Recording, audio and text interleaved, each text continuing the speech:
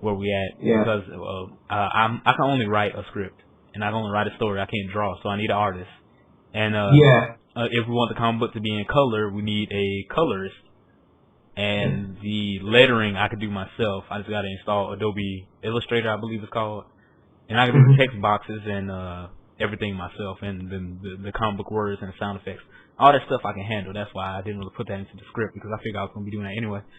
But the art, I just need an artist, and that's the main problem. If I can get somebody who's really, pumped up. A very good drawer. Somebody who can draw very good, and like that person I saw that was on YouTube that you show like to some people. Because that was a good like two good Batmans and one good a hell of good Spider-Man drawing, and that was like just pick him. He can just do anything. You don't even need to do color. You just need to pick him. So the problem was I had two artists. I had Zaid and then Vendetta. And, Zaid, he sent me those first scans, which was the Batmans and the two Spider-Men. And I was like, okay. Yeah, so I was like, Yeah, so I was like, okay, cool. You keep going. Yeah, I was like, okay, cool. So, he sent me those first sketches. And I was like, all right, if you want to work with me, I'm going to start writing the script. And I don't know, I pretty much send you the script and you can start doing character art. So after I got done with the script, I sent him and Pete the script. He kind of gave me the green light, and they said that the script was pretty good and they enjoyed it. And I was pretty happy because I never wrote a script before. I always just either if I did a comic or anything like that while I was doing a story, I would just write it just pretty much off the top of my head. And like I said before, I did stick figure comic books when I was in high school, whatever, just for fun. And that was easy. That's the way that if the teacher's boring you and you just feel bored, you can just buy a little stick figure to just entertain yourself. Pretty much, because I had this teacher called Mr. Long, and I did not like him at all. So me and my friend, we just worked on the comic all the time and didn't do any classwork because I didn't like that class. It was so boring. But anyway, so if I haven't talked to them, I wrote the script, and the last thing we really all emailed and talked to each other was about, them agreeing that my first issue was good, and then I was like, okay, thank you. I put myself out there. I wrote a story, and I didn't know if it was good or not. I told my friends, they thought it was a good and interesting concept. I sent it to them. They said it was good, so I sent him the script, and I asked him, he told me that he was gonna start working on some concept art. And he was asking me questions like, how the character was look, what did he want me to do? And I answered him. But that was pretty much the last time I heard from him. He never sent me any more scans. I believe he said that his scanner was broke and he needed to get it fixed. And then I didn't really hear back from him after he said that. Vendetta said that his scanner was broke and that he was going to go to school and scan. And I was waiting for that, but he never contacted me again after I sent him my script. So that was pretty much it. And unless I can find, I got a script ready to go, and I'm ready to start, writing again because I'll be writing.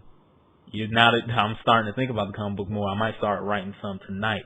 I just have some Portal gameplay to upload on my DJ Now channel. Oh yeah, I saw that it was free, so I just started playing some of it. So here's an exclusive. You get the early announcement. I'm going to be playing Portal. So the first script is done. I'm looking for an artist. I'll probably start looking again soon because I don't know anybody personally that can draw. And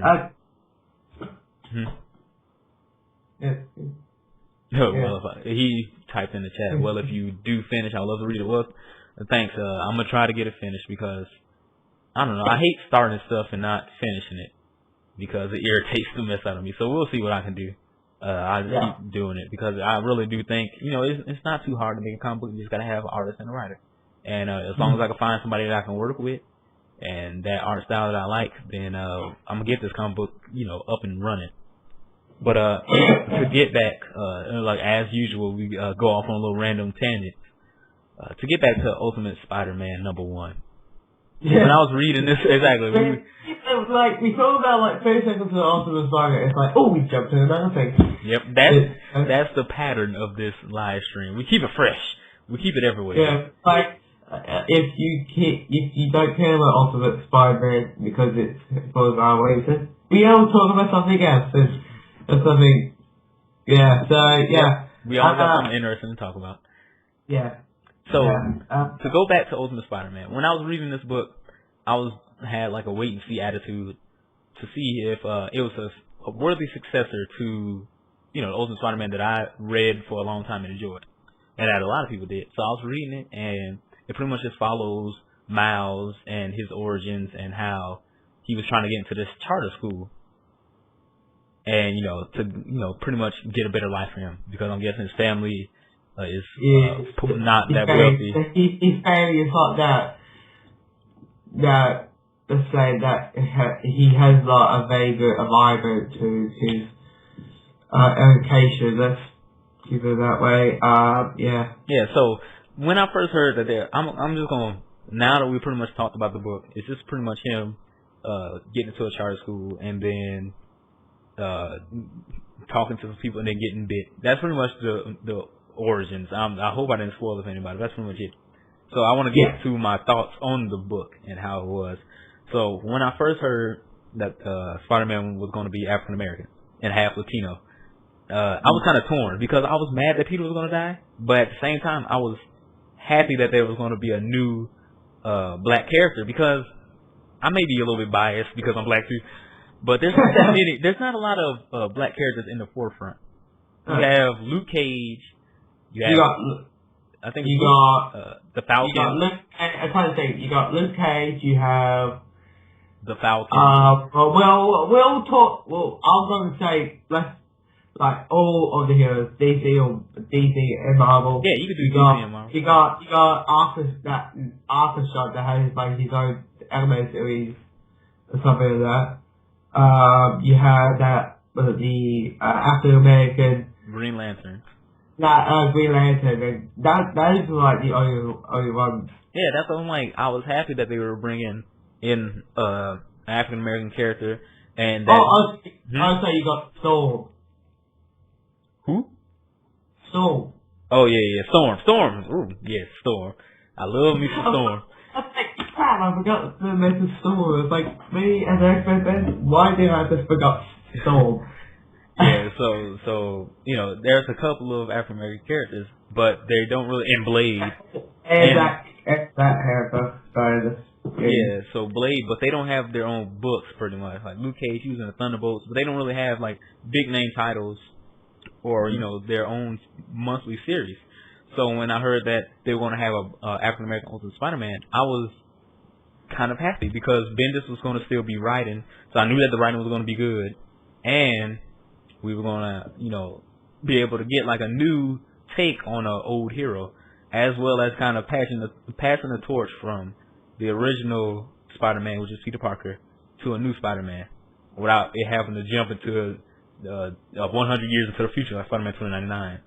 Yeah, that would be kind of good if they, like, it's, like, every, let's say, 2 years, they do the torch thing, and they bring the torch until...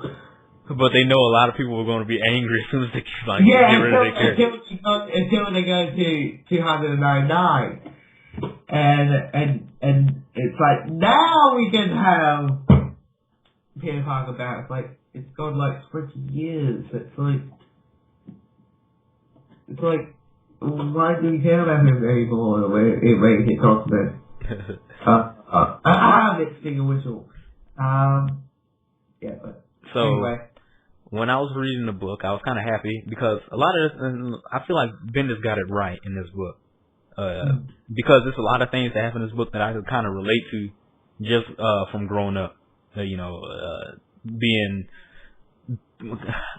up in a poor family and, growing up and dealing with stuff, I could kind of relate to this book. It feels like in that setting, and the scene where it's him in the auditorium in the school, waiting for pretty much to see if he's getting into the charter school.